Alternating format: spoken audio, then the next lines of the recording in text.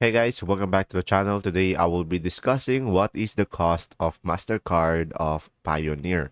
So guys, watch till the end as I show you a detailed table. So I made this table over here so we can dive in deeper. So guys, the Payoneer Mastercard has several fees. So guys, if you don't know, Payoneer registration fee has a one-time fee of 29.95 US dollar, and it is charged in the card currency. And guys, you will have an annual account fee, so it will be free with at least one transaction per year, or otherwise you will have to pay $29.95 per year for inactive users.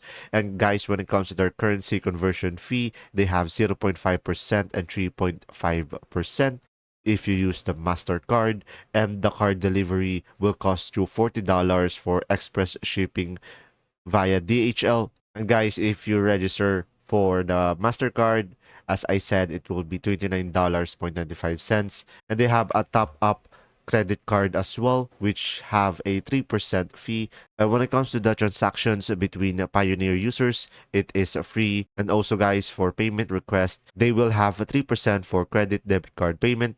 There you go. I hope this video helped you understand more about the Mastercard. And if you do, just simply leave a like, and thanks for watching.